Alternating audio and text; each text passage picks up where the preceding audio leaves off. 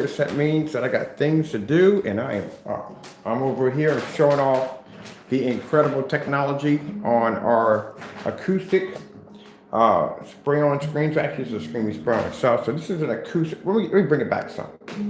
This is an acoustic surface sprayed on with our advanced ambient rejection acoustic Black Widow.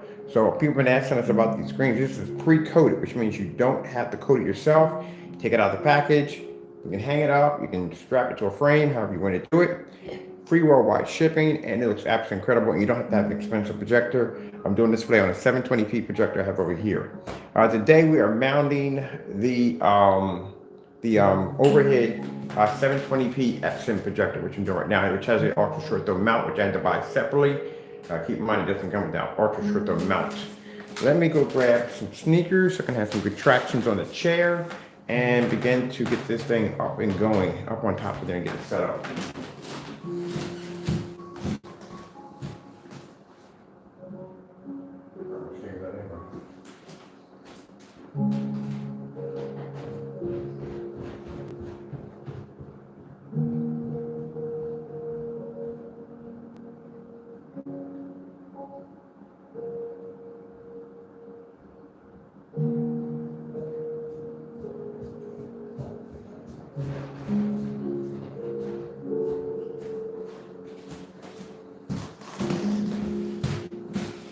This is a little system that I use to be able to mount the projector downstairs.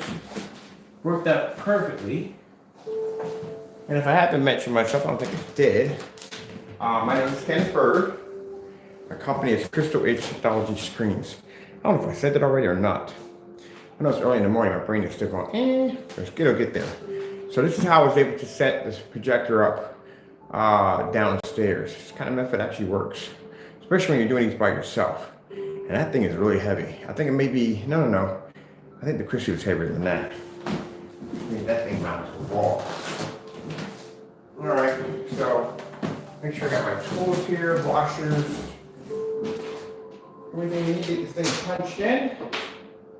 Good start.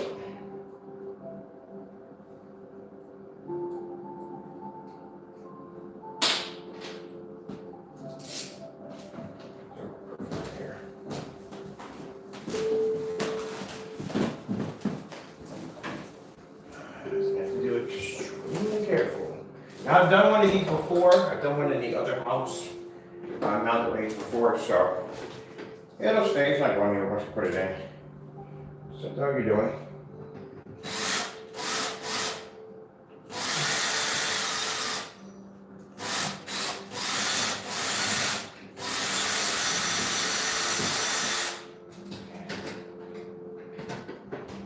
A little bit here because you're just all your forces inward.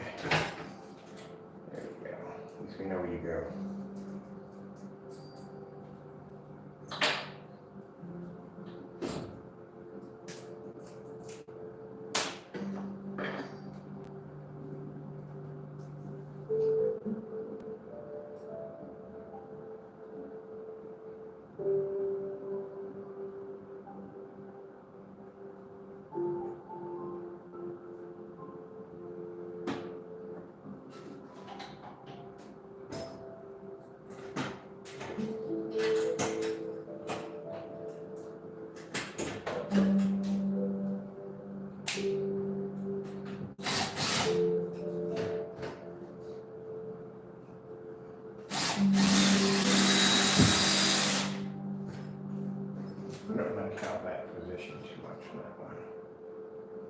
I'm going to yank you out again. That downward kind of. I don't like how that went in.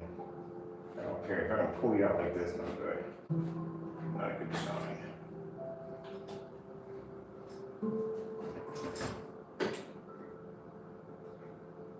Try you.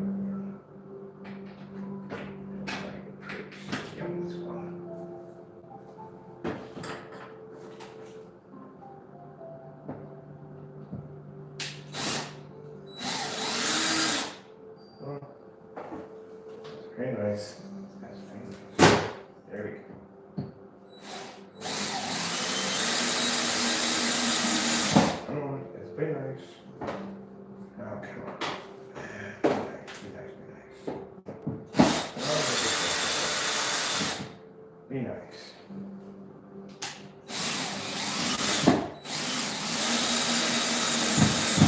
Wants to fight me a little bit. You're gonna have this sometimes.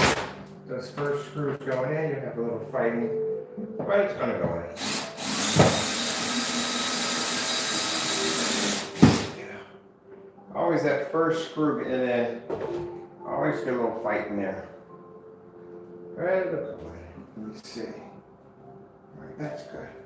Oh, it's the last one to do. Get all I can do this stuff.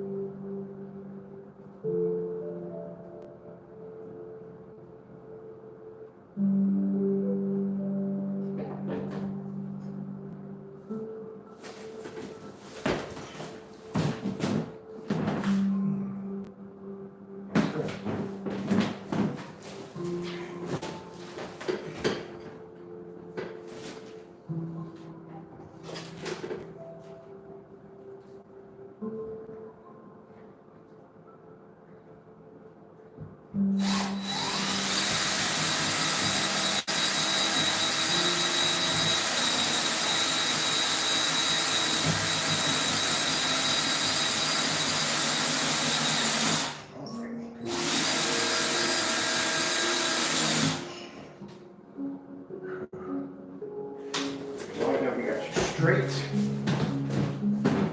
Nice and straight. Just drop it in on 20 screws. It takes a lot. So this thing takes about a good maybe 10 screws to lock that thing in, so make sure it doesn't move or go anywhere. And then just in case, because like I said, I'm always put about just in case, I put a safety cable from here to here, just in case if it's needed. But I'm saying I'm going to need it. Ain't going over there.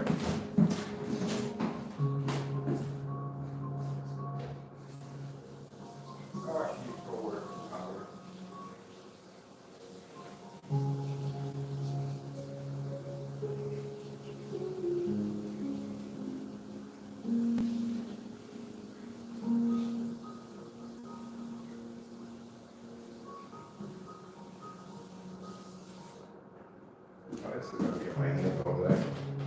I hate when stuff on my hand. This is going to separate out. That's going to be a headache. So that's where I want to put my screen at for my relaxation, my MSR or AMSR, you know, call it relaxation. I want to put a screen right there. Go me paint the screen right there in a few minutes too. We're actually doing a mount and paint at the same time. That wall right there is actually perfectly flat. I have no idea why, but the rest of the walls in here are kind of, that one's actually perfectly flat. That's going to be fantastic to paint it on screen. Let's see. Those have been asking me about motorized projection screens. Look at this. This is why I put all that information in the specification sheet. Go to the website, click on the item you want, and read the specification sheet. I mean, no problem asking your questions, but that's what the specification sheets are there for. So you can read through them and see exactly what you can paint them on. Yes, you can paint them on motorized projection screens. I'm purchasing 100, that's why I'm buying the 150, well, two reasons why, but another one reason I'm buying 150 inch because, you know, if I paint that thing on 150 inch, I mean, of course, you know it's going to fit on anything else. It's going to fit, no problem. We've done these already before. I've done like multiple. I got 3 of them sitting in the back of my closet right now. I want to do a small, actually, we're going to do the big one. Now, the big one we're doing at 150 inches, it literally has to be painted against the wall. That thing is freaking huge. I mean, huge. And I mounted it by myself. It's just easy to do. You can mount most of the stuff by yourself. You don't need people to help you do it. How hard is it? You can mount it yourself. Look at Michael. Michael's completely lost. Make sure you got your washers on there. Definitely got these suckers. You always make sure if you're mounting something that heavy, make sure you got washers. Very important. Chip it this one here. Here.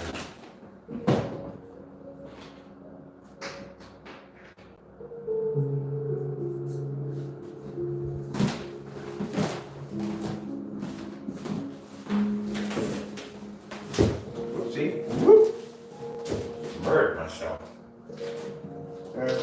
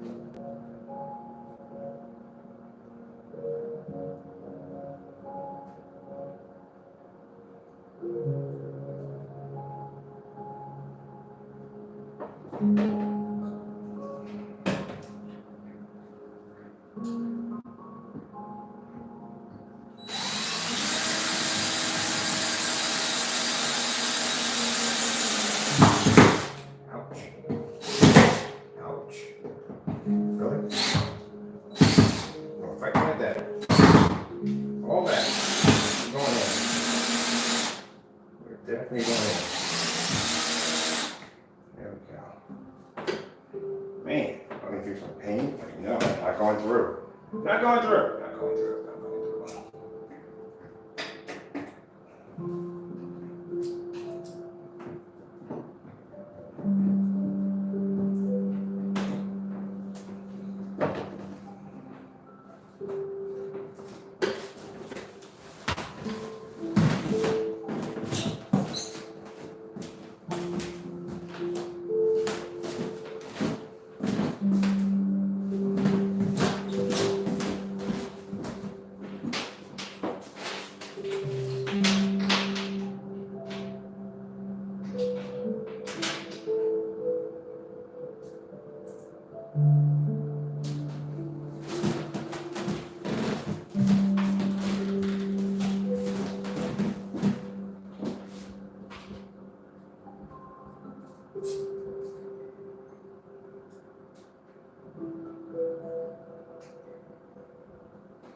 It's not bad, but I don't like to do that stripped all over it. Ain't too bad. Alright, take care of murder ourselves.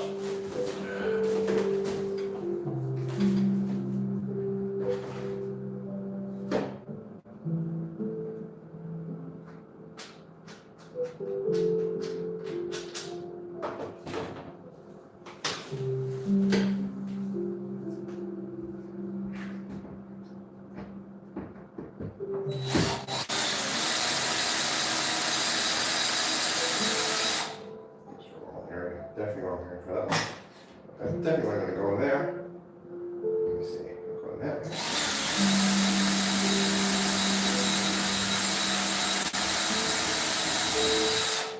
Come on, let's go. I can see right there. You want to fight me a bit. So we'll put your little brother in real quick and I'll punch a hole in it. We'll just push it right on through. See everything in that.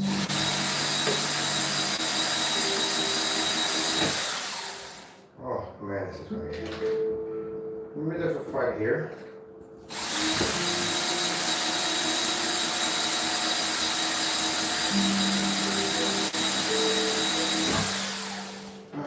That one does not want to play nice. Does not want to go in, but it has to go in because we need something to anchor it when it hits. So we're going to have to work a little hard for this one. It's going to make me work for it.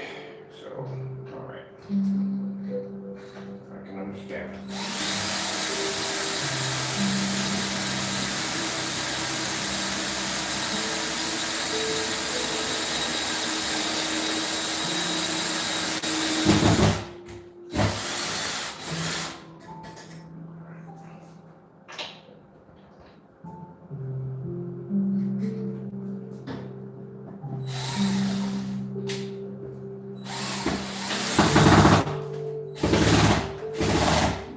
Easy about it. Step of the way. All right. Good temperament. A bit of a temperament there. Perfection.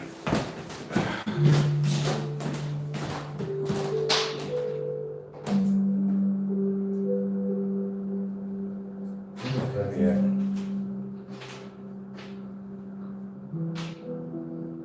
I like the way it feels. So Oh, definitely like the way that feels. That's never good.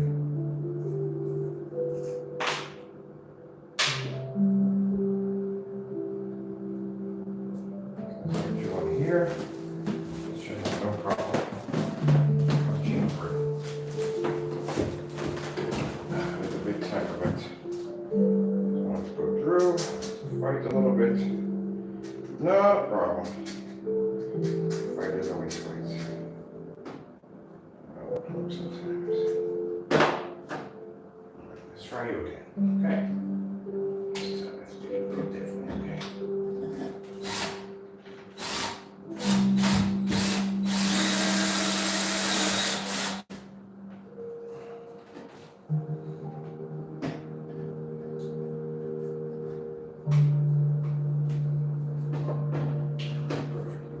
Good.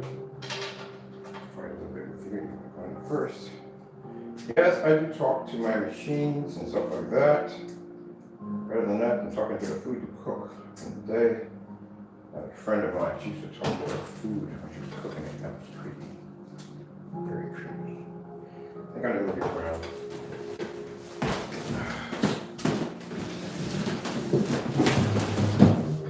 Watch that one too. Alright.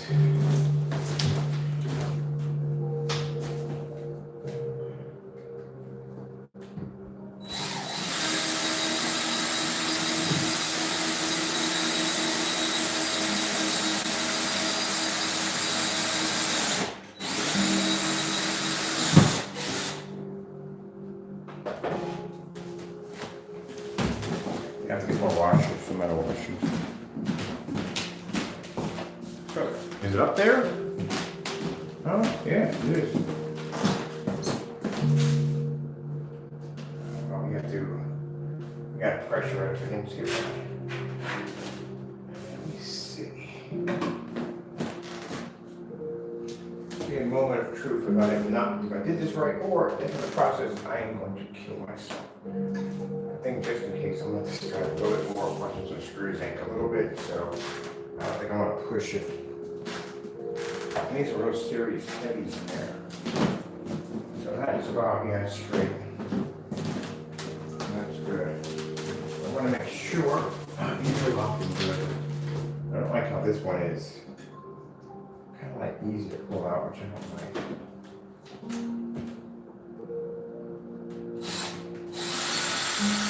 That's what I look for. Make sure you're in there solid, because I don't like where you just came out so easily. Make sure you're hooked in it really good.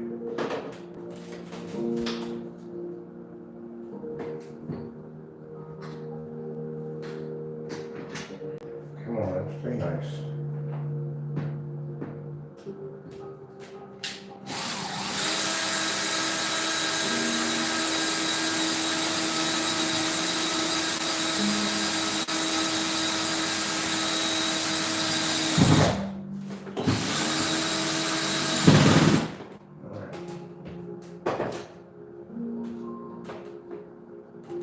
That's up there, that's not going anywhere.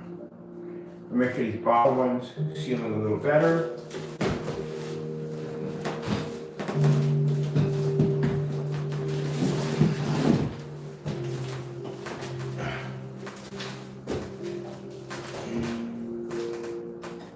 Things are going anywhere. So I'm gonna drop a couple more in there. Use some heavier washers. As a matter of fact, I'm gonna bring in a plate, an entire plate, and lock it right on in.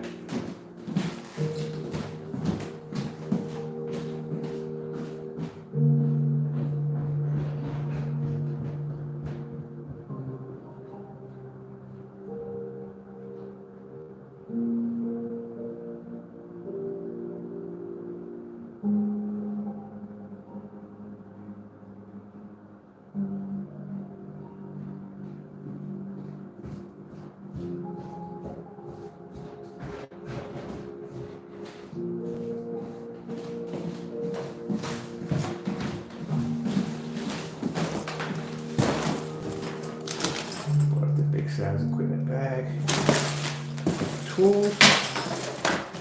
These.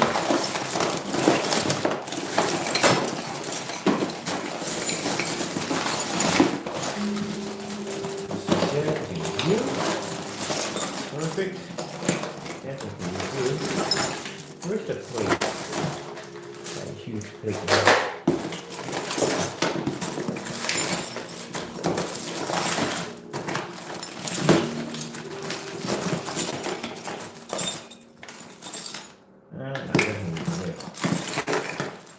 Definitely do.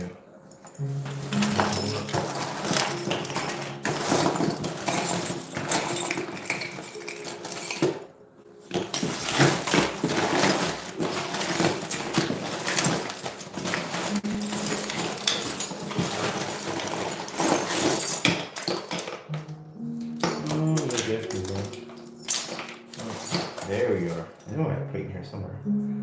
Alright. Yeah, I can drop multiples in this one.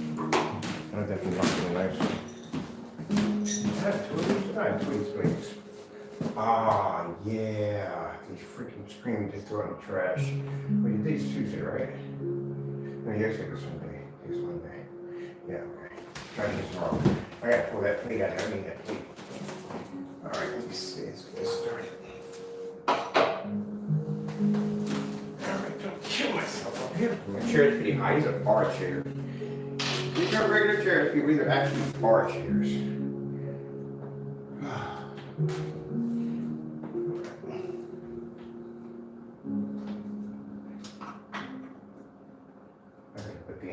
Plate, like literally right in here.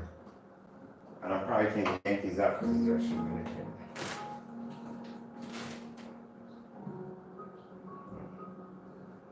Alright, I guess we're going to go the other way. No way we're going to get some plates because we either get some of these bad boys in. So we're just going to have to do it the other way around. Okay.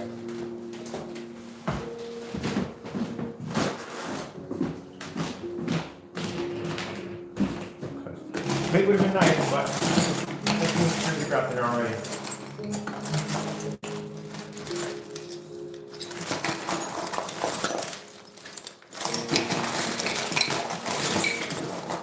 If I have more washers in here, what can I do?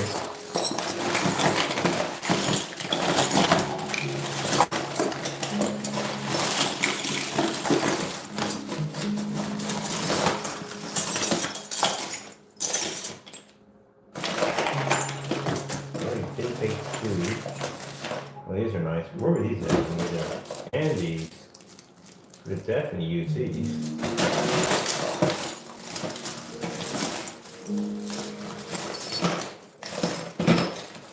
Let me see. We got a plate that fits over top of that. We got covers that fit over top of this. That's not a problem.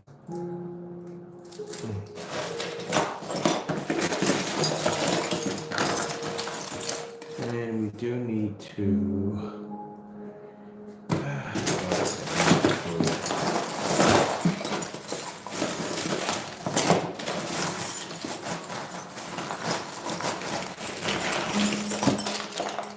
One of the equipment bags I have here in the house has we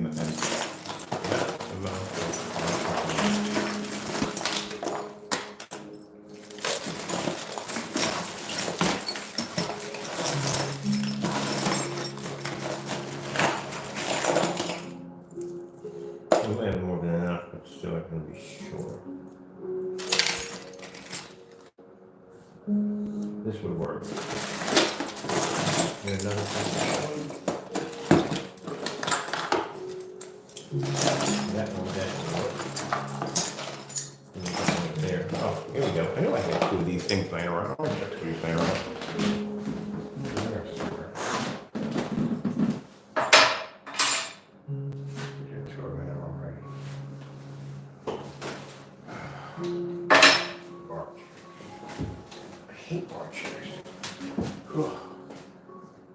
Super tall, I think they've been working on things.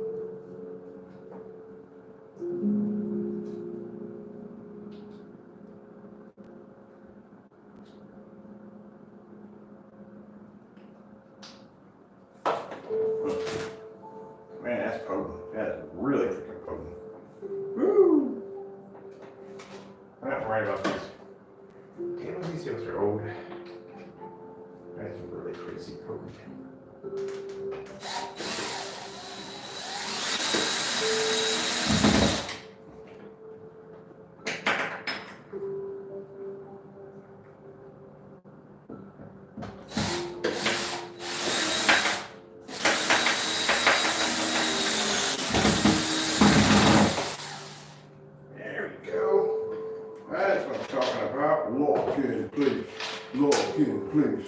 Lord, King, please. Put it right in there.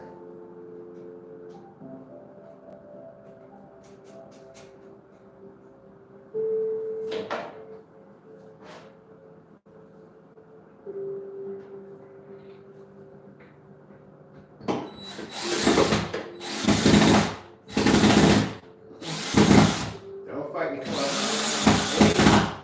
There we go. Nicely. Very nicely. Oh, geez, you to the top. Honestly, should have.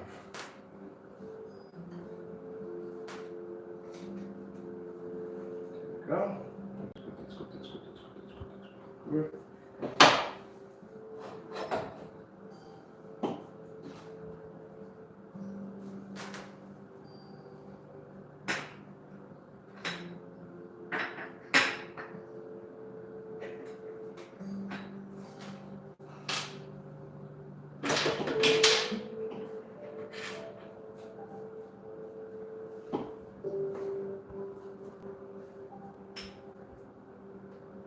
Oh, that was a bad idea.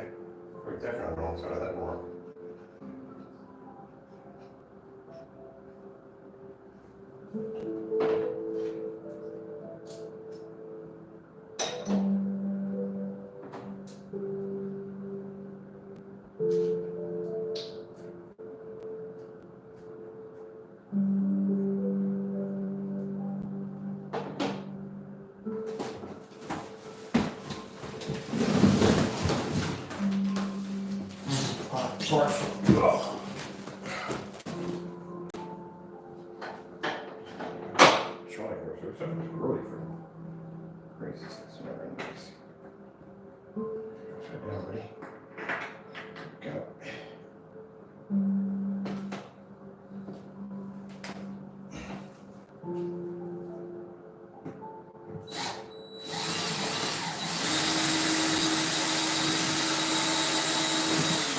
All right, let's be nice.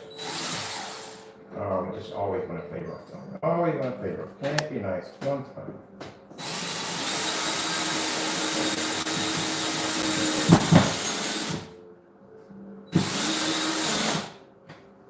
Oh, it's got to be rough. Can't be nice. Oh, it has to be nice.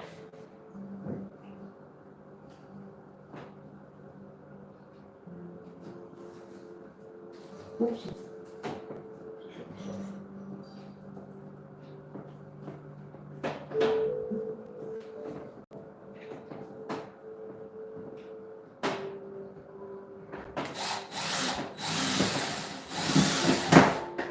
Be nice.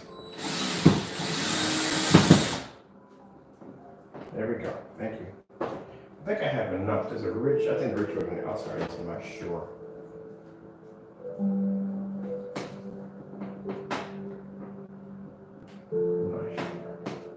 This is never coming out. I mean, never, ever coming out. We're going to change it. Now we're good. It's never, ever, ever coming out. It's going to be in there for life. It's not coming out ever. Not ever. Not ever. Not ever, not ever, not ever. Kind of got a habit when I build stuff up. Pretty much it might last. Now, this is not the professional way of doing this, so just so you know, this is Kenny's way. Kenny has his own way of how he does things. This is Kenny's way. So it's not the professional way, just to let you know. There's professional ways how to do it. This is Kenny's way. Kenny's way is a little different. It'll work. It'll stay. At the end of the day, it's Kenny's way.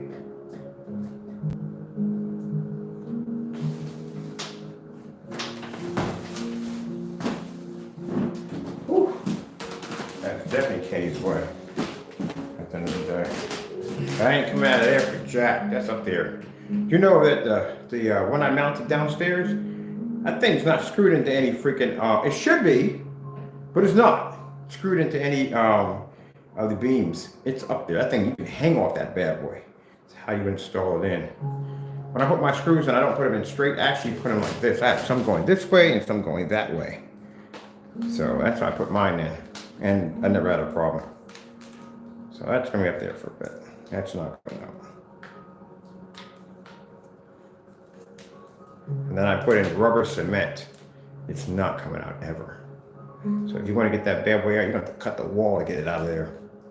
I'm like, well, what are you? I'm not. It's going to stay there. This room's not going to change. I'm tired. You know how much money it cost me to change over? Well, actually, not. It doesn't cost me a lot of money. Because the only entire purpose of me changing a room over is basically doing it as cheap as possible. But still, at the end of the day, it costs money. It costs like almost $1,000 to do a tea room. And then I end around and change the entire room all over again. So no, I'm not doing that crap again. Once I do the room and it's done, it's done. That's it. I'll add some stuff to it, but that's basically about it. I got a waterfall turn white, and I got to turn the water in the waterfall blue, and all that stuff takes time and money, especially takes time on top of that. And then come back in and change the whole thing all over again. You know, this room used to be? It was the Tron room, the circuit board. That's when they had all the LED lights in the floor and in the ceiling, everything lit up and everything. Yeah. Then I realized that after I ran like a dozen LED lights to the floor, that I had to play a hopscotch mind game to walk through here, because if I had hit any of them, they would get the little red lights. That means they would change colors. It would say the same color. So that became a headache. Could have tyranny, could be in one spot, couldn't move this, couldn't move that. Everything was altered. So I figured I wasn't going to go and do anything but just sit in the room and just game anyway. But all that changed into something else, and then that changed into something else, it changed something else. So all this changed over for a projector. One projector changed all. Usually it's one thing that triggers off the whole event. One little small thing that triggers off. Once I go, oh, that's a good idea, then that's it. That's when everything triggers off. So this one triggered off on the P2. I saw that display on the P2. I thought it was the most fascinating thing I ever saw. I freaking loved it, how they had the whole set up, that bright white environment. I said, you know what? I want the exact same thing in here. And I'm not going to get the exact same setup like they have in there, but I want something similar to it. So this is where all this started from. And it's a good thing I did stretch out the screen over here. This is the 150-inch acoustic. It's a good thing I did stretch it out, because there is no way in the world I'm going to be able to put this thing hits half of the door. There's no way in the world I'm going to be able to put a 150-inch here for the P2. Now 140-inch, yeah, I can put 140-inch. Now I'm doing 140-inch. I'm doing a 1-inch levitating screen. That's what I'm putting in. It is going to float, because we don't have the radiator there. The problem when you're doing levitating screens, it's hard to do it if you have a radiator in the way, because it kind of blocks the effect. But that's what we're going to do in here. We're going to have the screen levitating, and we're going to build the screen very thin, about 1 inch thin, and it's going to have no support beams in the middle. It's going to completely be extremely lightweight as possible. I'm going to mount it in, put the invisible cables in, which I had to do some research, because the last cables I got weren't so invisible. So put the invisible fishing line in, and then basically have it like it's floating. I did one before, but like I said, everything I do is pretty much, when I first started learning, it's all practice. I did one was 120-inch on a 4K projector, PX747, and that screen was freaking heavy. Because at the time, didn't think that when I put it together, the wood had to be light. It had some weight to it. Man, I had a time hanging that bad boy up. It was a freaking headache. Especially when your ex works at the airport and you're home, and you're the only one that can. That's why I learned how to put all this stuff up. Because my ex was always at work. And eventually I got to build. I can't wait for somebody to come home. I mean, you got to wait for you to come home, come late at night, you're tired. It ain't going to work. So I got to figure ways how to hang stuff myself. So pretty much I'm the only one out of my friends that all work at home. My friends work at police officers and fire, whatever, lawyers and stuff like that. You know, construction workers, everyday Joe jobs. And freaking, they can't get off their job to help them. I was like, I learned to do it myself. So I learned to make these little props and stuff to hang up screens and stuff like that, to do it all myself. Because I'm the kind of person that can't wait for somebody to get home. I got to get it done. I got other things to do. So yeah, that was something else hanging that screen. That screen was freaking heavy. And then one time I was upstairs and I was like, boom, like a huge crash. I'm like, ah, crap. I'm thinking the 4K projector came off the wall, which shouldn't have came off the wall. But anyway, I get downstairs and the screen, the cable had snapped. And when it hit, it broke the screen, it shattered the screen. So I had to go in and staple the screen here and here. That screen was stapled. Here and here on the inside, realign it, put brackets in the back to fix it. Take the material, pull it out one by one, and stretch it back over top again, and then actually go out and get more heavier fishing cable and actually put it right back up there. That thing was heavy. This one is going to be crazy lightweight, because I figured God showed me a better way how to build these things now. Or it shows you how to reinvent your ideas. The one we have hanging in here has no weight to it. Everything is light as on the what, and there's no middle supports or nothing. I was kind of shocked when I repainted the gamer screen. I thought the gamer screen was going to be serious, a very serious project at the end of the day, because That thing has like four, I think 1, 2, 3, 4, 5 support board beams in it. 5 of them. So I'm thinking like, oh man, I don't want to drag this thing off the wall because it's got LED lights all installed into it. LED lights are attached to the wall. And it's got that whole bar thing going back and forth. That thing would have been a nightmare to take off the wall. But I thought I was going to have to do a roll and spray. So roll and spray is usually we roll the paint on. Instead of spraying the screen, you want a super smooth surface. Instead of spraying the screen on, because some people spray the screen, they get kind of like blots in the screen because either standing too close or they're not moving the paint sprayer back to get the even coating. So you roll it in first, and then you go over it with the sprayer. You stand back and you just dust the screen. You don't really have to feel like you're painting the screen. You're just dusting it. So you're basically getting a smooth finish at the edge. And that's a roll and spray. So that's what I was going to do downstairs on the screen. But man, that paint, the way it applied to the surface, no. I'm thinking like when I got done rolling it, when I turned it on the projector, I'm thinking, okay, I'm having lines here, there, there, and there. Nothing at all, period. It also too comes in handy if you prime your screen multiple times. And the more you prime your screen, the stiffer it gets. That's the same thing with these cheap motorized projection screens. When you get a cheap motorized projection screen at $150, no, sorry, $150, at 150 inches, you start getting something called the wave effect in the screen. Every time the screen comes down, you get that wave. That's because the PVC material on the back of the screen is not heavy enough, and the bar is not heavy enough. We're not thick enough, we're not heavy enough, and that causes that wave effect. Now, the reason why I decided to go with Elite Screen is because Elite Screen at $600, that's all I'm paying for my 150 inch. They have a very thick PVC material in the back, and that's one thing I was checking in the reviews, how thick that was and how heavy the bar was. So that's what makes the screen come down every single time flat. Now, other than that, I mean, if you want to spend the money, you can go tabby, or you can basically go tabby and tension are the same thing. But if you want to go tabby or tension, yeah, you better be prepared to break out the books because man, they are expensive. A tension screen for 120 inches, $3,000. That's what they run for. And if you want one, they make them acoustic too. For those of you who want to wonder if they make acoustics, yeah, I looked at one for a customer. They actually make them acoustic. They're about $3,000. Some are $4,000, depending on what you're getting. Depends on the make and the model. If it's lead screen, it's $4,000. Yeah, well, you would pay the money for it. You pay all that money for a screen, get it in there, and that sucker will wash the freak out on you. That's what happens. That's why people call me and say, hey, if I paid on this motorized projection screen, and I was the engine's going to get damaged, and I show them the video of me painting the screen over and over again, like 5 times, and that pretty much does it. But yeah, I'm getting the Elite screen for about $600. It ain't bad at all. It's actually extremely good, 150 inch.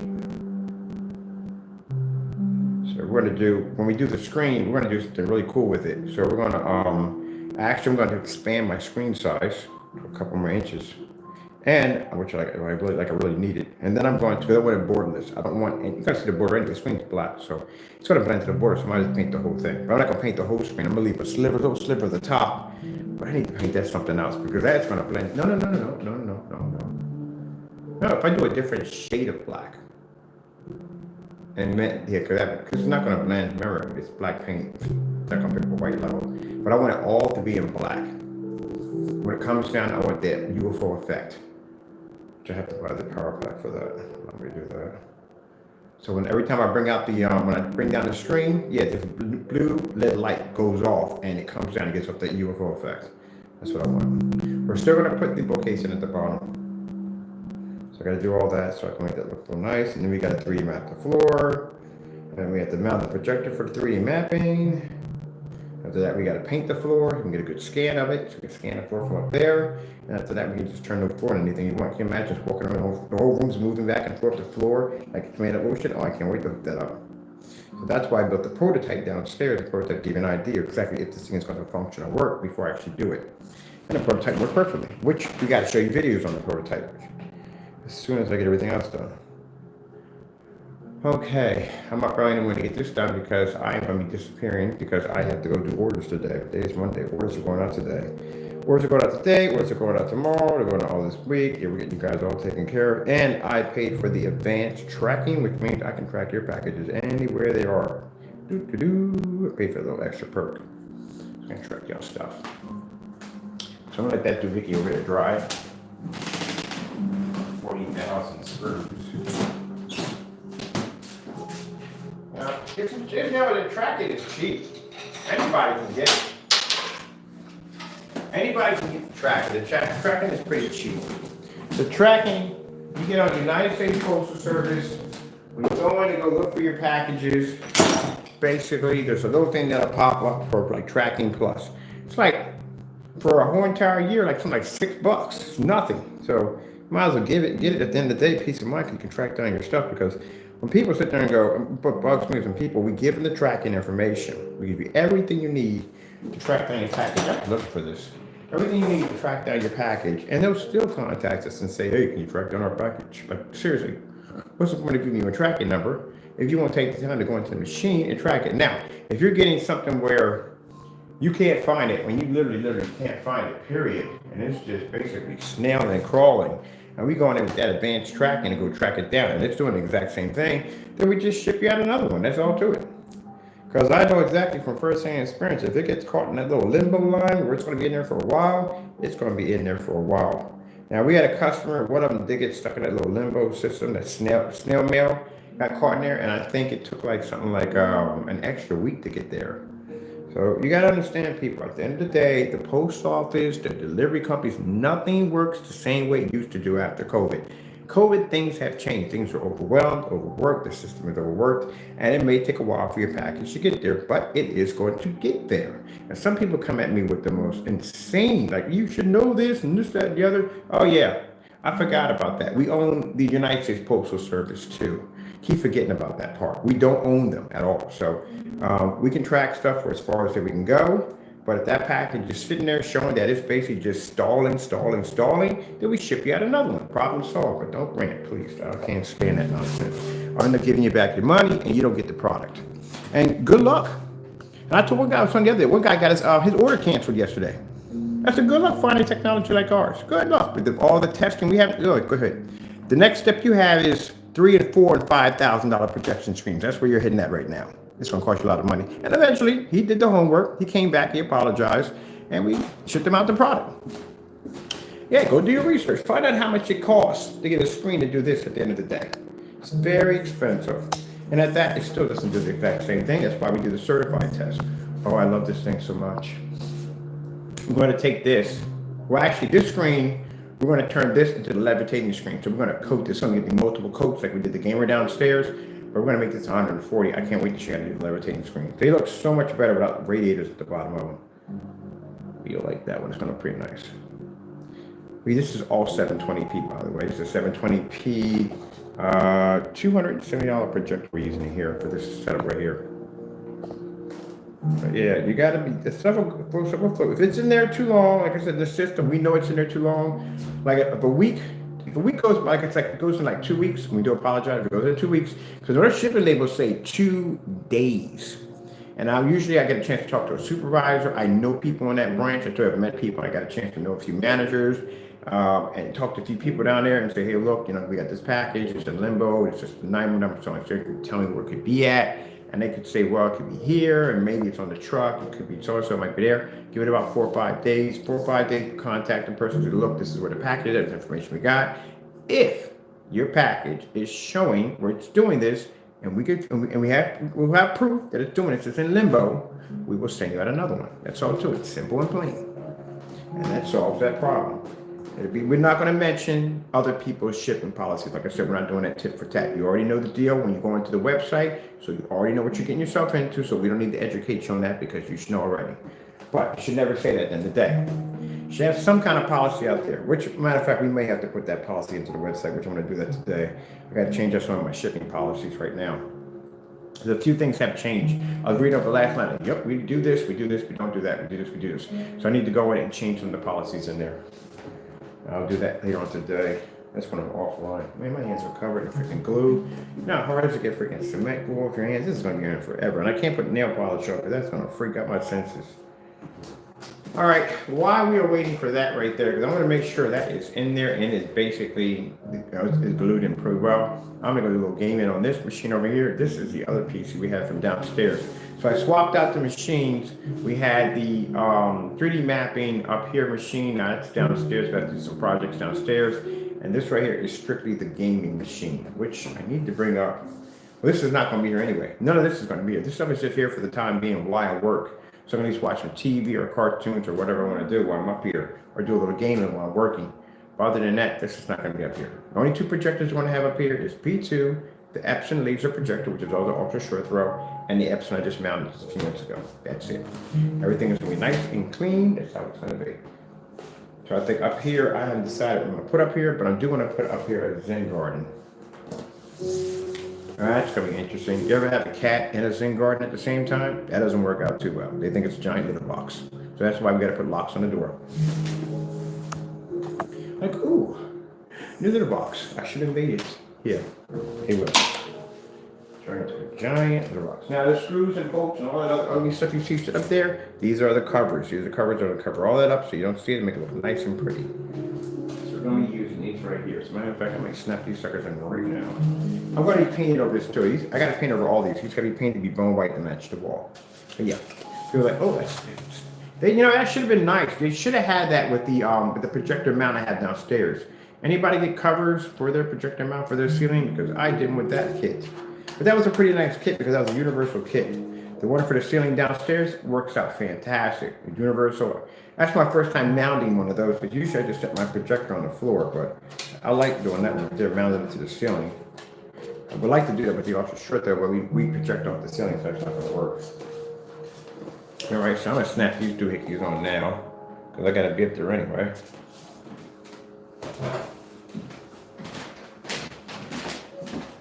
So the projector altogether cost me, $90. That's it. There's a fellow who was selling the projector. He was having I guess, a liquidation sale. And I guess he decided to grab a couple of these. I don't know, people. I don't ask questions. He grabbed a couple of these, and he put them up on eBay. And he was asking $90 for them. And I was like, oh heck yes, $90 for that projector? That's an extremely good projector. It's one of the top of the models with that. No, there's another one slightly top than that one. But that thing came with the software, remote control, everything with it. Fantastic. I was like, yeah, I bought it, $95. But then the stand, I had to buy the stand myself. So I went online, I saw a few people using them as tabletop projectors. I was like, you know what? I'm gonna buy the stand. So the stand was about $100.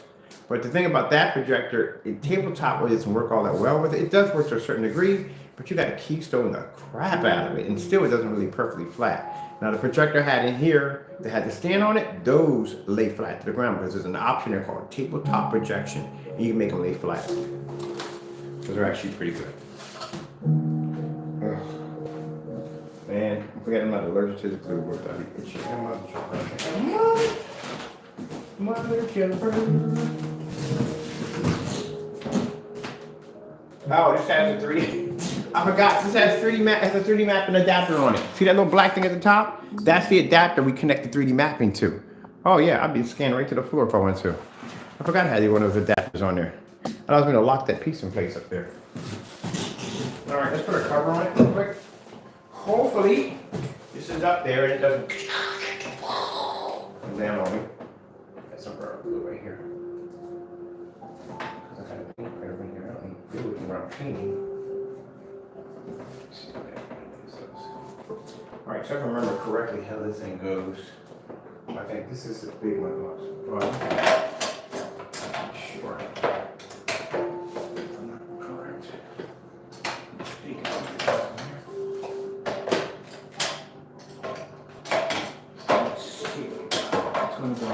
No, I'm completely wrong.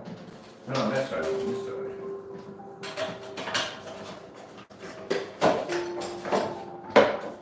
Take this out.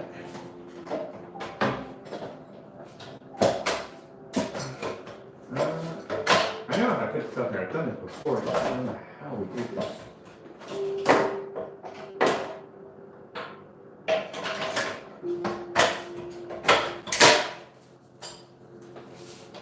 Yeah, that's what I'm saying.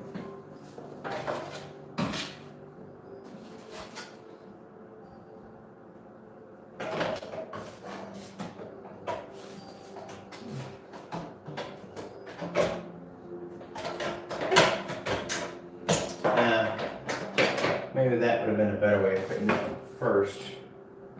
Am I right on that one? I think that one has to go. I shouldn't have to. Let's see. Yeah, shoot right there.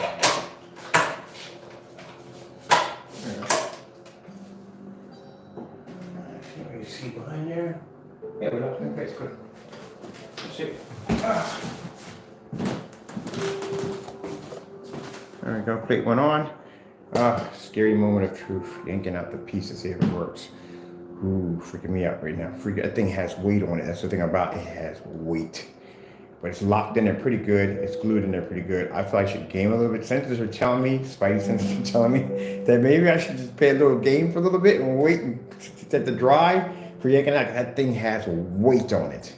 But I made sure that when I put the screws in, I put them up this way and this way at the same time. So they should be locked in and they're cemented in. So it's not going to come out. I just want to make sure they're in there before I yank that out. And the moment of truth is not waking up tomorrow here. That's the moment of truth because, yeah, that thing was mounted into the wall. I think I even hit a beam with that sucker. So, I'm going to do a little gaming. Get away from this glue because this glue is freaking jacking me up right now.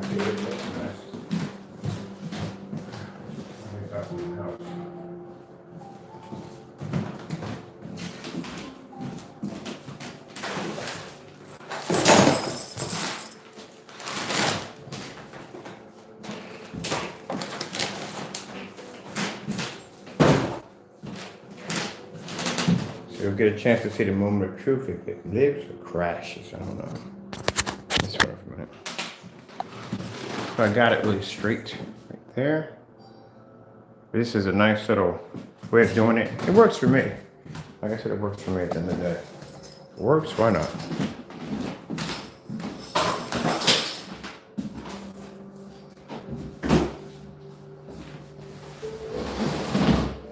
Now, this summer, we're going to be working on portable projectors for the summer. And for those of you who want to go camping, we're going to go all battery packs and all that stuff. We're going to be camping and battery packs. So, we're going to buy some battery packs, buy some portable projectors, get a nice little screen, nice little setup. Do it that way too. I need to open some windows now. That glue is like, ugh. All right, get back over here. These are good projectors. These are, like I said, these are projectors that get skipped because nobody wants to buy them because they figure they're old. And I'm like, no, I don't want the projector works perfectly fine. It's what you're displaying it on that makes it work. I love it when I have conversations with, people who've been in the projection field for a long time, like people like store owners that actually do this for a living. They want to do it for a living too, but I mean, you know what I'm talking about. So anyway, they'll talk to me about all the technical terms per square inch and all this stuff. And I go, well, so and so and so. And I mentioned the projector I got, and I go, oh, goodness. You own that? Why? Why do you own that projector? Why are you going back to the Stone Age? And I go, well, this is what my screen looks like. And this is the screen you were showing me that you wanted me to buy next to that expensive projector. Whole conversation shifts in. That's a whole bunch about how and what? Yeah, that's what that turns into at the end of the day. Sell me an overpriced screen with an expensive projector at the end of the day, and I can do the same thing and better with this.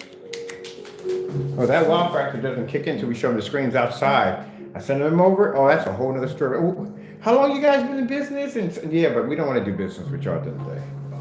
No, I'm good. I'd rather do business with an everyday honest mom and pop at the end of the day than do business with a corporation. Here real quick. I think I'm going to grab, what's the gaming controller?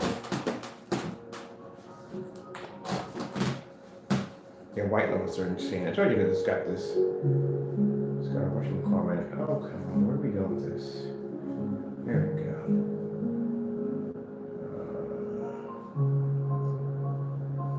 Come on, this one first.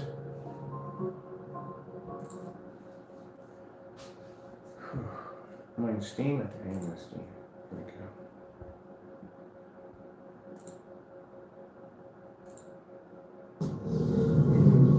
I swear that's a Dreamcast logo coming on. Not the logo, but you mean the sound effect of the Dreamcast? It definitely is, bro. I got my Dreamcast here. I want to play it half and half. I guarantee you it sounds exactly like it. But I wouldn't be surprised anyway because Sega sold off everything anyway. I swear, if Sega, I was a huge Sega fan. If Sega had stayed in the game, oh man, I wouldn't have a PS4. I wouldn't have an Xbox system. I would have a Sega system. That's what I have. But eventually they didn't. I wish they did. Would have been nice. I love Sega, man. The Dreamcast was way before its time. Way before its time. If you ever did Dreamcast online, you would know that. They had chat rooms, they had everything in Dreamcast. You could literally go in there and you could download someone's data off their memory card. Like plug your memory card, go into their save game and download. Like if you didn't finish Marvel vs. Capcom, you didn't get all the hidden figures, and somebody went in and beat the game on the hardest level, you can actually download the memory card. But there were some downsides to that because you had to be worried about getting corrupt data on your card. But other than that, it was way before its time. But it was surfing the internet, all that stuff, everything. It was amazing, absolutely amazing. Best time I ever had was on the Dreamcast. And then, man, when they went bellied up, I was like, so what now? I definitely wasn't going near a PS4 after the bad experience I had with the PS1, Metal Gear Solid. Wasn't going near that. Didn't like that too much. So I ended up getting an Xbox. That's what I ended up getting. That's how I ended up in the Xbox, because of the Dreamcast. I went and got the Xbox. I got the Xbox One. Remember, first time I carried that thing on, that thing was heavier than a mother jumper. Controller was massive, but it was a whole new different experience. And I was ready to take it on. And the first game I got was Halo. That was it. That's all it took. That's all it took. And after that, Gears of War, everything. Anything that came out, I was buying. I was a hardcore Xbox fanboy. Hardcore Xbox fanboy. Couldn't stand PlayStation for jack. And then the whole DRM came into effect. And then there were two months you had to be online. I didn't care. I was online anyway, 24/7. Majority of my friends, some of them played overseas, but weren't. They didn't have online. They had online, but it wasn't to the point where DRM, you have to be online 24/7. You don't license the games. It's a whole lot. So it's like PC, you know what I mean? But they're going to transfer to a console version system. Now, that may be okay for some people, but not for everybody. It doesn't work at the end of the day. So with that DRM nonsense, I was like, you know what? If the PS4 was going to do it. For anybody who thought at the end of the day that the PS4 wasn't going to do it, oh, heck yeah, they're going to do it. They're just going to wait for Xbox to see how they were going to turn out. It was going to fall. It was going to blow up in their face. And then they were going to do it. I mean, if you think about it, you break down and you do the math here, you're talking about a 500 gig hard drive into a system where the games can take anywhere from 30 to 40 gigs. You're going to deplete that in 27 games or less. Somewhere around there, you're going to deplete it. So when their system first came out, it wasn't a terabyte. It wasn't 2 terabytes. It should have been 2 or 3 terabytes, to tell you the truth, honestly. It should have been. But they were depending on the cloud. And all of them were going to do the exact same thing. But Xbox went gun-ho out there and started talking about this, that, and the other. And they got all the bad publicity. And then PS4 comes out and goes, sharing is caring. Yeah, they were going to do it too. Because why in the world would you stick a 500 gig hard drive to begin with? Their older systems had the 500 in there. The new ones have terabytes. Why would you stick a 500 gig by terabyte if you knew that the games were going to take about 30 to 40 gigs? Number one, Titanfall also a huge, massive amount of that out of it. And then on top of that, even when you basically load the system up, you don't actually get 500 because then you got system updates to go through and all that stuff. So, you know, you'll lose 30 out of that, easy out of that. So, yeah, they knew what they were doing. They're all going to do the same thing. Just the Xbox went out there first and got destroyed. And they said, nope, we're not going to do it. We're just going to go back to the original. But that's what they're planning to do. So, yeah, when I saw that craziness going down, I was like, if that's the case, I might just build me a PC. Because think about it. If they go DRM, you might as well get a PC at the end of the day. You're doing the same thing on PC anyway. You know what I mean? It ain't like I can take this game and I can share it to our friend next door. I can gift it to them. And they have a gift option. We can actually gift the game to them. But you'll be paying for it. You're not basically going to go, oh, here's a copy of my game. They're not doing that. But anyway, still, with that being said, I said, you know, I'm just going to build me a gaming PC because I can build as big as hard drive as I want. I can put in massive graphic cards, a liquid cooling system. I can light it up and choose my CPU. You know, I can go buck wild. I can build my machine. And that's when I started building the Steampunk, that monster machine. I show off that huge, massive Steampunk gaming PC. And that's where I went at. That's where I ended up. Ended up on PC for about a couple of years. And then there were some things I needed to get for my graphic card, and they were too expensive. I was like, nope, I'm not going down this road. I already paid enough money for this unit. I don't want to put any more money into it. And I went to the game store, and I was like, what you got? So that's when I saw the PS4 there, and I was like, well, I already had an Xbox. I'm going to get a PS4 this time. Maybe they're different this time. I'll give it a chance. And that's what I did. I went and bought a PS4. I went all out. I bought the glasses. If I'm going to buy something, I'm going to go all out. I bought the VR glasses, I bought the controllers, I bought the camera, I bought everything, bought 6 games with it. Got home, plugged that thing up, the VR, I was like, that thing popped on, the little robots and stuff. I was like, oh, I'm done, I'm finished, I'm done. The games, the dashboard, everything. I'm sorry, people. I mean, some people might not agree with me, but I feel honestly the PS4 is much better tan the Xbox. I'm sorry. I may lose some people on that, but I do. I got both of them. I got it upstairs in the attic. I got a brand new one sitting in the attic in a box upstairs. A lot of you not. I'm using the controllers right now for the PC. But yeah, I got one brand new in the box and I didn't like it. I hated it. I hated the navigating, the dashboard. I hated it. Now 360 on the other hand was freaking beautiful. I freaking loved 360. I loved it. But the Xbox One, didn't like it at all. Can't stand the dashboard. Couldn't stand navigating through it. It was a freaking headache for me. Didn't like it at all. And then the stupid thing kept asking for freaking updates. And not only that, one of the problems I had, I don't know if you guys may be having the same thing. I did put a new hard drive in because my hard drive might have been corrupt. But the security measurements that you have to go through to log into your own freaking machine at the end of the day is a freaking nightmare. Like, why can't I just go, boop, log in, play? I got to answer special questions. You got to send it back to your email, configure, oh man, it's freaking like confirmations and all that stuff. Microsoft, you're freaking losing your freaking mind at the end of the day. Nah, I'm good. I went and got this system, never look back. I like it. Now, if I like all the systems, I don't care at the end of the day. I had the Wii U. The Wii U. I had the Nintendo Switch. I bought that. It didn't last long.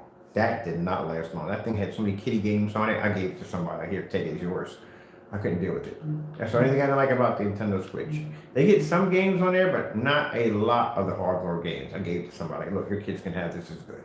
But other than that, I didn't like it too much. And portable, like last time I played a portable game, oh good God.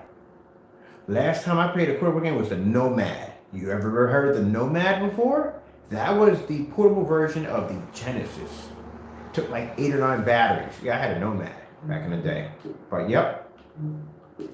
Yeah, man. But man, the old days, man, the Sega Saturn, the Jaguar system, the 3DO, the Neo Geo. Oh, if you went to a game store and you bought the Neo Geo, of course, I would suggest basically be armed when you buy this. So this is very expensive. But people looked at you like you were a god when you walked in there for that system. I never forget the time I walked in there and got my Neo Geo 3D Gold. I bought out there. Now, I didn't buy it when it first came out. I bought my system like a couple years later, but it was still like $700, $800. And if people want to sit there and complain about how expensive the games are, my goodness, you didn't grow up in the cartridge era, did you? Because I grew up in the cartridge era. If anybody remembers how an N64 cartridge used to cost, they were $80 and $90 cartridges. Those things were not cheap at the end of the day. Oh man, but the Neo Geo, if you walked in there and got a Neo Geo, oh, you were considered to be a god. That system was $1,000. There were $1,000 coming out, and the cartridges, you think I'm joking, at the end of the day, look it up. Those cartridges could run anywhere from $300, $400 to even $1,500 a cartridge. They were the size of VCR tapes. They were huge. So, kind of like, if you, basically, the Neo Geo console system was massive. It was the size of like a pizza box. They were huge. And the reason why is because the Neo Geos, if you ever get a chance to find one on eBay, the original ones with the cartridge, they had an official size arcade board in the console. I'm not talking about, a literally physical size arcade board. The system was huge and massive arcade sticks that went with it. And you had this credit card kind of slot memory card that you got with it. Now, if you ever get a chance to go to a pizza shop and you see a Neo Geo machine there, look at the bottom of the slot. You will notice at the bottom where you put the change in, the quarters, or where you put it, 50 cents or a quarter. You will notice a little tiny credit card slot at the top, a little reader. That was for your memory card. So when you were home playing Metal Slug or Magic Lord or one of those games, Fatal Fury, one of those, and say you saved your game at home, you could go to the arcade, slide in your memory card into the arcade and finish where you started off at, save at the arcade and take it home. That's why. That's what that little slot was for. And if anybody walked into the arcade, they had some people had a little gold, little folders, and they pull it out and you go, oh, they got a freaking Neo Geo, what the freak? The Neo Geo games were like $300, $400, $500, $600, $800 a pop. So, all right, for instance, not to go on and on, see the screen we have here, right here, this giant screen we have here? The Neo Geo could fill out the entire screen, like a game.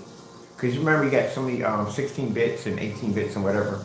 But the Neo Geo was something like 134, 150, 160 bits. It's massive. So, because that's, mind you, back then. So imagine if you're playing Mortal Kombat, and on the console system, the shadows look like they're circle, and you don't see all the graphics in the background. Half of the stuff is missing that should be in the arcade. The port doesn't look exactly like the port from the arcade. It's because they didn't have enough memory to port it over. They had to break it down and put the bare minimum. Where the Neo Geo could basically put all that in some, and it would look exactly like the arcade port. Sometimes even better because it could add extra stuff into it. That's why. That's why it's so freaking expensive. But yep, the first time I saw one, and this is how old I am, Kitty City. Anybody remember Kitty City? Yep, way back, Kitty City. I saw Neo Geo. I shopping for the gaming system. Where's the 177? Where else is right there? So I saw one at Kitty City, and I literally thought it was a typo. I'm like, yo, the system over here, like, you know, these things cost like is this a typo? This thing's like $900, like $999.99 or something like that. And I was like, this has got to be a typo. This can't be real. The cartridges were like $300 and $400. I'm like, good gracious, like how? And the guy was like, no, that's the actual price of it. Then they came with the Neo Geo CD-ROM. That was a headache. Get to watch a monkey juggle for a half an hour while your game was loaded up. You thought Borderlands took forever to load up. Get a Neo Geo CD-ROM. You could literally take apart your car, come back, clean it, put it back together. That sucker still wouldn't be loading. Then you had the short-lived video games like TurboGrafx 16. Spent all this money for a system just to find out that the company went bellied up, and now the games that you sat there and paid all this money for are not even worth jack. Yeah, I remember going through that era. 3DO was CDI was one of them. 3DO was another one. Everybody liked the 3DO because 3DO had actual video playback on it. Night traps, stuff like that. Man, you got a chance to grow up in that era, man. You had a ball. You had a ball. That's where the original started at. Oh, off me. Oh, Mother George. Yeah, I remember that, man. Kitty City. I remember going to Toys R Us and getting games. Like, you go to Toys R Us and get videos, like, really? I remember, what was another one they had? Before GameStop. They had something for waiting for GameStop. I forgot what. I know Funko Land. That's where Funko Land buys stuff all the time. And you had that freaking Nightmare, Virtual Boy. Have you ever played that freaking Nightmare? Oh, that was something on its own, man. The Virtual Boy. Virtual Boy was the most deceptive. I mean, it was such a lie, man, because when you saw the demonstrations or the videos for the Virtual Boy, they were all in color. They were beautiful 3D color. And you're thinking, oh, when I get this, it's going to be a 3D color. And it was all in infrared, black and white. No, black and red. Get the headaches for days. And there's chin rest attached to it. Yeah, it's very uncomfortable. If you want to get back into the old games, the Odyssey. That's old. Atari 2600. If you had an Atari back then, you had money too. Ataris weren't actually cheap either to get them. They weren't cheap. Man, if you ever this kid had he had an FM stereo in upstairs in his room. He had the freaking Atari 2600. He had a freaking it wasn't VCR, it was Betamax. Man, he had the hookup. We saw, and he had cable.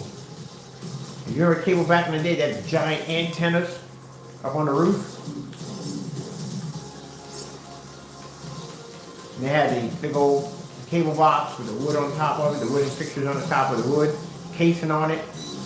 You had the coaxial cables in the back. There's no HDMI, it was coaxial cable, people. Coaxial cable. Switch it over to channel 2 or channel 3, I think it was. And you get that HBO will come up every time a movie would come up, and you see the whole entire city and town with the lights coming on. First we start off in the city, and then it was basically hit off into the suburbs. They go HBO. Oh man, those are the days, man. Now you have this technology. I remember our brothers getting 8 tracks installed in their cars. He had a guy at the street. He did all kinds of interesting installments. And they go buy their units, go over to him, pay him a little money. He would install their 8-tracks in for them. And how you would store your 8-tracks in the back of your car, you would get a crate. Put all your 8-tracks in the back of them, stick them in the crate in the back of your car. And those things were freaking huge. And I remember they tried to make it came out. I remember when the CD came out. The first CD I ever got was Public Enemy. That was the first one I got. I remember this guy was going to the store to get myself a stereo system for my room, and I was doing the usual with the not the 8-track, but the cassette player. And this guy was like, "Yo, you ever heard of CDs?" And I was like, "What the frick is a CD?" And he was like, "I'll show you." He brought me over Arabic. He brought me over to this area. At that time, a lot of the Arabics owned a lot of the stereo systems that they had down in the 80s in their stores and stuff. So not in the races, but actually true, yeah. So he showed me this system, man, nice little system, man. It had a little CD popped out, these shiny discs, everything like it. The music was so crisp. It was so clean. Oh, man. Never forgot that, man. I never forgot that sound as long as I lived, what I heard that day. Crisp and clean, beautiful. Not like way better than the cassette player. So, I ended up getting my first disc was Public Enemy. That's what I got. Fall down, get down, down. Welcome to the There we go. I never forget that, man.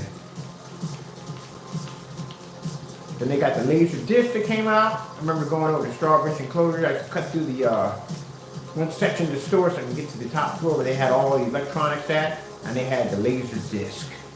Oh, I think it was pretty cool. Short-lived, but laser disc. Get off that thing. Short-lived, but the discs were freaking huge. Oh man, and discs were huge. Get off the human. They were massively huge. I think they were like almost the size of like 76 records.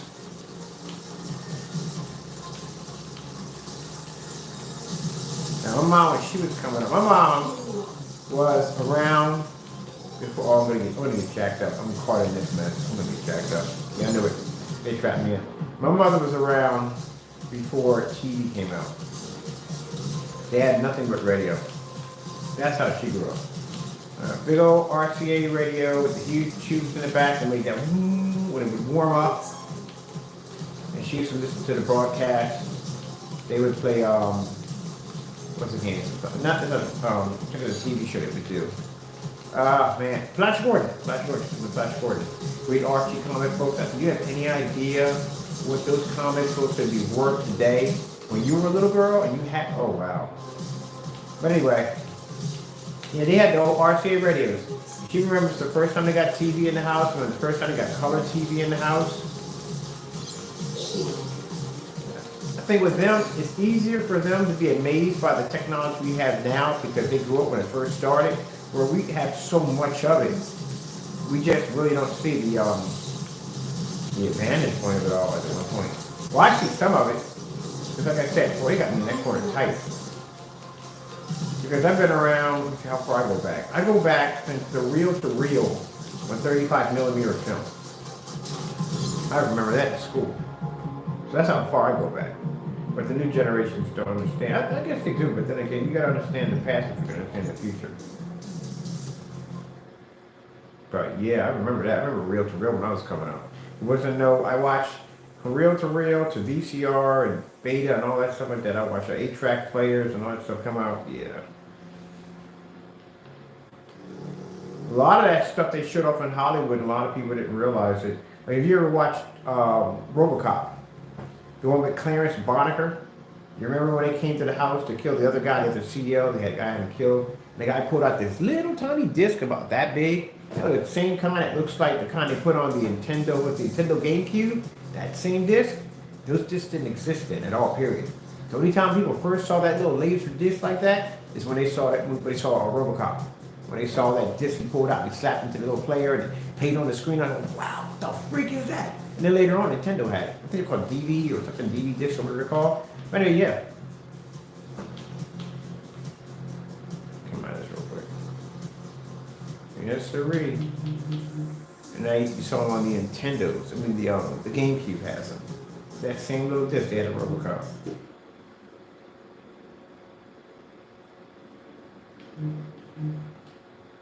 I tell people, you don't know sheer torture until you have your neighbors come over with a freaking what's that thing called? It's just, movie slides. You ever been through movie slides before? You know what it's like to be in hell. I use the French, excuse the term, but literally that's what it is. It literally like that. And then they kind of oh, we got Pac-Man on here. Oh, I never even finished this game. This is a game I started, didn't even get into yet. What else do I have on here I haven't started playing yet? Oh, Postal. I'm never going near that game. Is Titanic, because I don't know what. What else we got on here? Oh, what about this one right here? How long are we getting this one? We getting that one? Oh, we got Deal for Joe was the last game I got. VR Chat. That's when I was in VR. That's when I was on VR Chat. Is when I was on the what was it called? I was on the Quest. The Quest you can actually access via VR Chat, but without the full tracking equipment, it's not worth the time. Full tracking is much better with it. Let me see what we got here. This one I started, I really ain't got to that one yet. Oh, red. Okay, that one. Okay, we get it. Well, we have the pinball in here. Huh. I never played it. I'm gonna check this out here. I haven't played this in a while. I don't got any updates on this thing. Yeah, those are the games back in the day, man. First game, or almost close to, first video game I ever got introduced to was by Tandy Corporations. That's way before Radio Shack was called Radio Shack. It was called Tandy Corporations. You gotta look at the history on Radio Shack. It's quite amazing. It was called Tandy Corporation, and that's when we got a system that came. It was Pong. I never forget. My mom bought it home. My mom was always interested in introducing us to like anything new, to that broaden our art. That's the reason why I think we had this ability in my family to be the design to make stuff because of her. She would bring on the most interesting stuff. Like, hey, check this out. Brought home sea monkeys one time. Like, look at this, check this out. Like all kinds of cool stuff. But oh man, what's going on here? But I remember her bringing home this system, man. We all sat down on the sofa. We were a big family of 10 of us. But the other 4 weren't there. The other 4 were somewhere else. So anyways, there's 6 of us at the house. And I never forget, she brought the system home. And she went in the back. She was into technology. And she basically went to, what's going on with this? Okay, there we go. Disclaimers and stuff come up. But anyway, so she brought home this system. We all sat on the sofa. And she hooked it up to the back, the UHF in the back, the 2 prongs in the back, put it on channel 3. And all of a sudden you see the screen just turn blue and then black. And you just see the do, do, do, do. 2 paddles and a ball and a ball bouncing back and forth. I thought that was the most incredible thing I've ever saw in my entire life. And I sat there on that day, woke thinking, first game I ever played, that they can't get any better than this. And here we are. Yep. This sprawling empire is powered by hive worms. Yeah, I'll never forget that. Or late at night. Then we figured out there was options on it to make it harder. There was a little dial in the back that you make the pong shorter, the hammer shorter, and you make the ball move faster.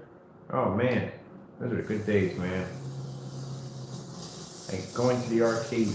Arcade, I know they try to make arcades, they try to bring them back, but they will never, ever be the same as actually being there. Everything was different. Everything was different.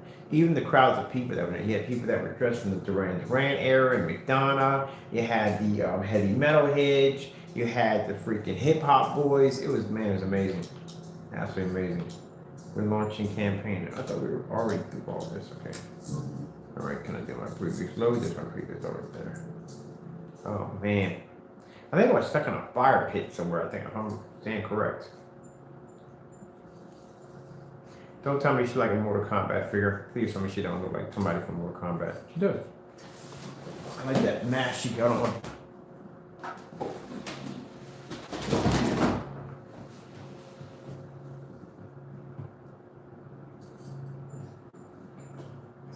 We got some power going on. Dog is huge.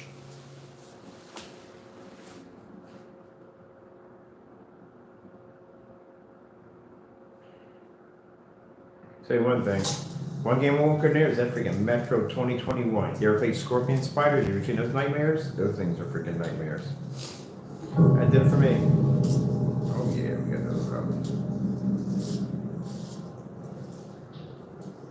Who's there? Oh, you know me. Damn. Jericho. Where am I? Martyr's End. Martyr's End. Martyr's End. Oh, they're gonna just repeat Beyond it. Thorian Stone, beyond the bad. Yeah, okay, we had enough of that conversation already. Gonna do it last minute lights on. What's going on in this gritty place? Oh, that's nasty. Are we cooking and eating this? This is nasty cannibalism. Oh, I forgot. I was in the town. We get to explore the town. Oh, yeah, quick, quick, quick. Yeah, come on here. What a sunk crock. Ugh, not there. Let me see what they got in here. I haven't been to this thing in a while. There's screaming skulls? Wow. Man, if it ever gets to this point, boy, I'm just killing myself. I'm sorry. Well, you can't kill yourself. You go to hell automatically from the door. With some big brains. Hope someone eats me or something along the way. I can imagine living in this. Gonna get Goliath muscle. No. We need to take down those black serpents. Can't stand those this up. All right, I already put this thing. This thing should be ready. I gotta see. So check it out. That is a big freaking dog over there. All right. Sorry about the video yesterday. My phone died, so that's what happened. So I was in the middle of streaming and it shut down. So let's see what happens. Let's see if the moment of truth if it's gonna work or it's gonna crash.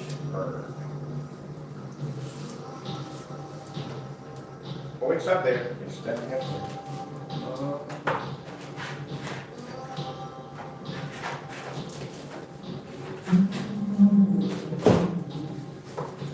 It's definitely up there.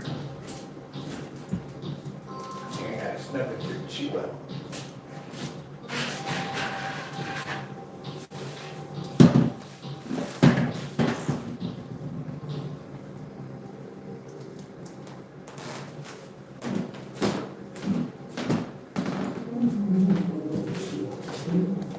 For any cracking noises, and then come. I can hang off that bad boy. I had a problem trying to get it underneath, but it's up there. It ain't coming down.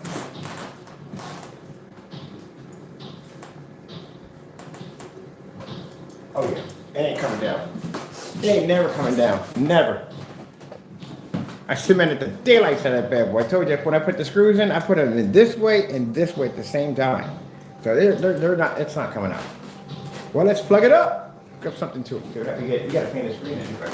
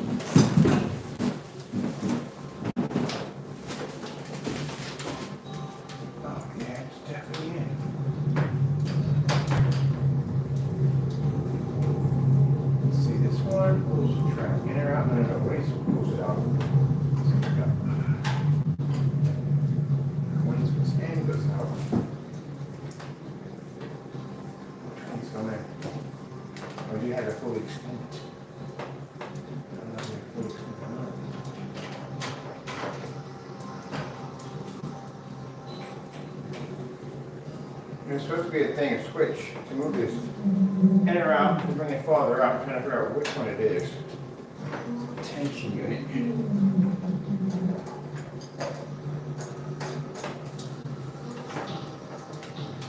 It's supposed to be on a rail. Yeah, all the way in, all the way out.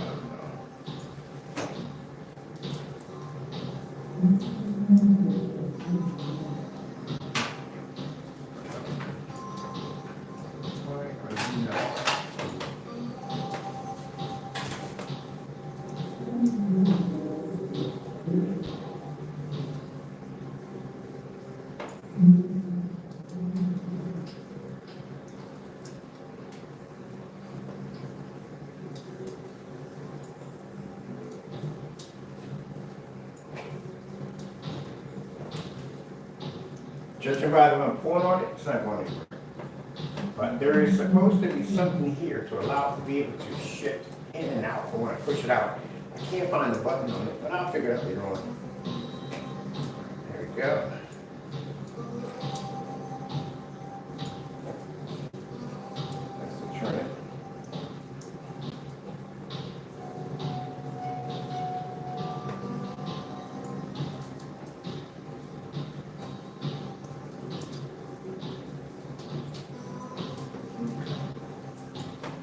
Alright, we'll have to figure you out later on. I think this may be it right here. Allow you to come in and out. Yeah, that's just the rails right there. But you can come a little farther up in the wall. I don't know if I had it fully extended or not. Let me see. This right here. Let me this fucking here. Alright, we like this up first. I'll figure it out from here. But there is a system on there. Pull farther from the wall. There we go. Oh, that's what that was for. Alright, okay, cool. We're really looking at that correctly on that one. Alright. I'll see a little bit.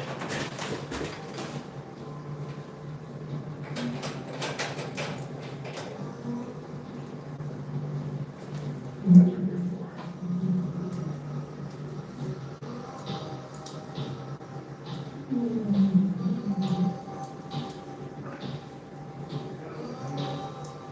Alright, cool.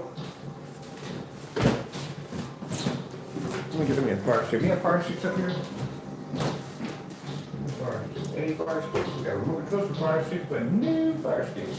Let's go over here.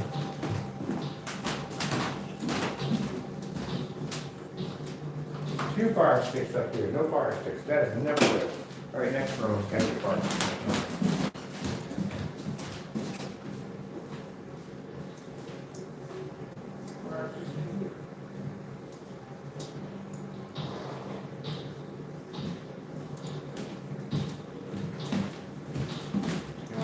Oh, and the battery's done at the same time. Good thing I got back in here in time. Hold on for a minute.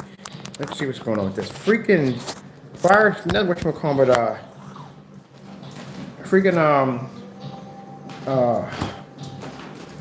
my phone. I can't think of the name of it. But the Samsung whatever update freaking screwed up my freaking my charger, man. I don't know what it did to it, but I gotta go in and get that fixed. Idiots. Did you test anything? Anybody beta test anything anymore? We're just oh yeah, we're just gonna go ahead with this decision. I guess it's gonna not work. Right, keep upside down, right? Come on, make up your mind. Which way are you? Get in there. Oh. Hold on, people. It's gonna be one of those moments right now. It doesn't want to take the power unit. It's going in, but it doesn't want to take it. What is your problem?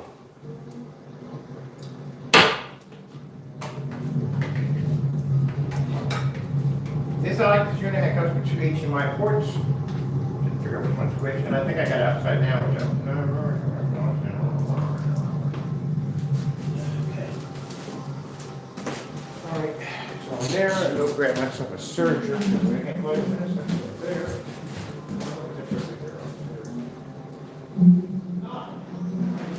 Smart enough to put it here. Now, just in case, if you mount this, and it's a little off on the tip. It has corner keystone. You can just adjust all that. That's what it's for. Corner keystone.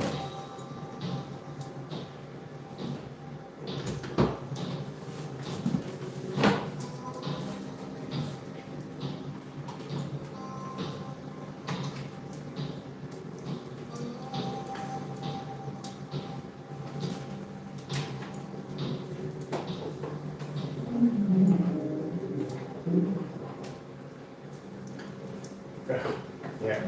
My life.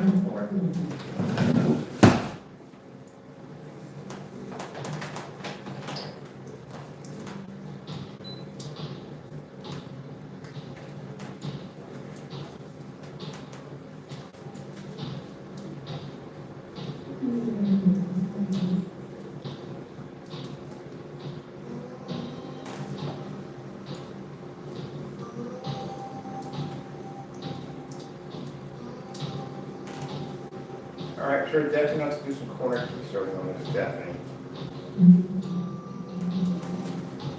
That's easy to fix. So basically, that projector has corner keystone and all that stuff. We suggest it for it, put it right back in place. And we got to move it over and everything. I got to do a whole entire adjustment. This is going to be interesting. Let me see. Do we have, we might do it manually.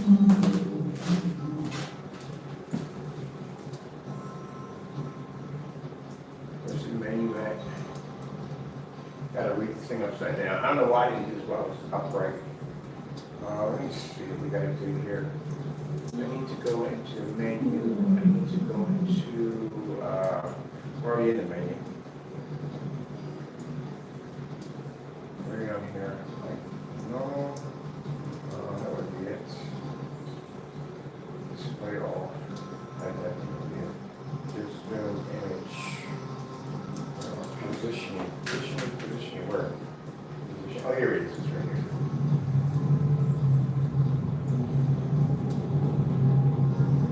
That's the image.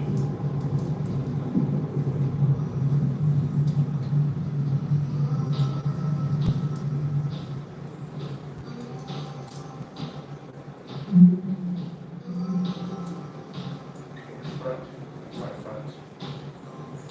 That'd be front, right? Front rear? That would be front rear. That'd be front. Right, so that's not front. That's not front rear. It's way off. Alright, then I move again. No, use it. This is front rear. It's not rear. How would be rear, dude? It's upside down. I hate this thing on. I swear, I hate the thing about the bar sticks. Or the controller square. We gotta get the reverse. Which one of these doing? There we go. Get the fire stick in here. Alright, let's see what we got here. We're upside down. So let's see what we're doing here. Let's see. Alright. We are image.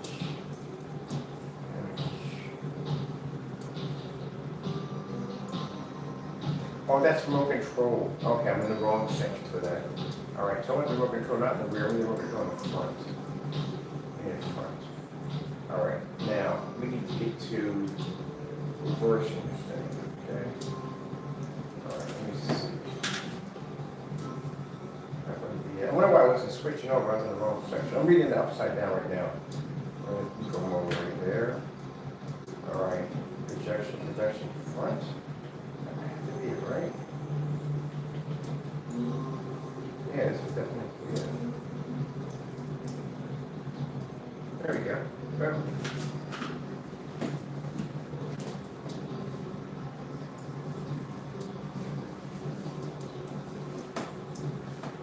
All right.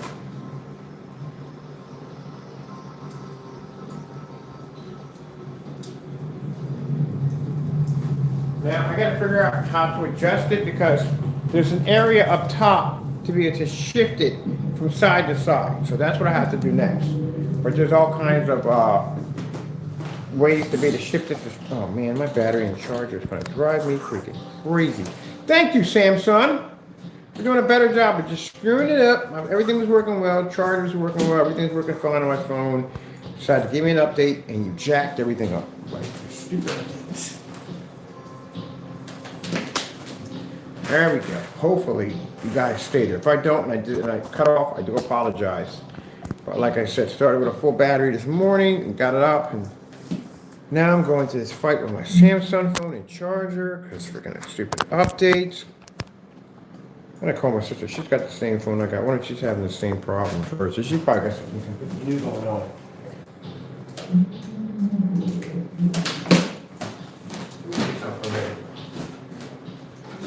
Let's try something here. Hopefully this does work. Take all this out. We'll put a whole new charge piece in. It could be my cable or line. Let's see what's causing that. Could be that causing. I don't know.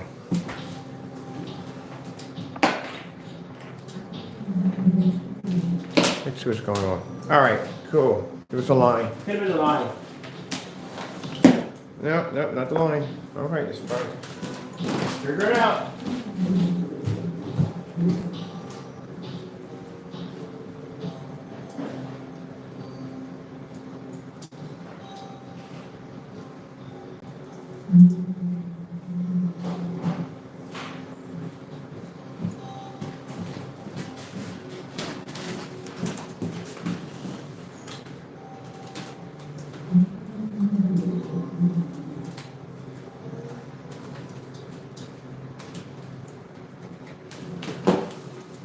Alright, I changed everything. I put a new power unit in, all that good stuff. We should be good. We should be good. Alright, now I can get in here and fix this fence. Alright, that's there. Now I need to go into, let me see.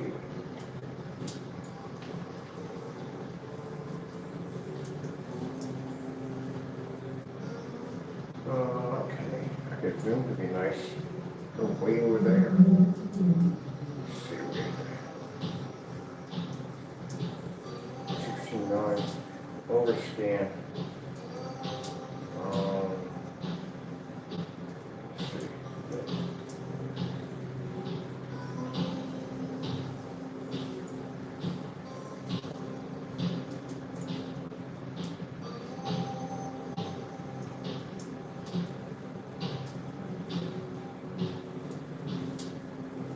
Menu?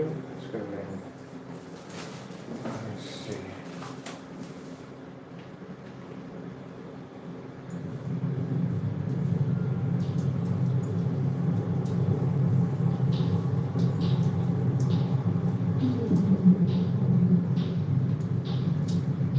Alright, that's for that. I'm going to go to advanced keystone settings. Loading. I want to shrink this thing. Have to be to shift it over.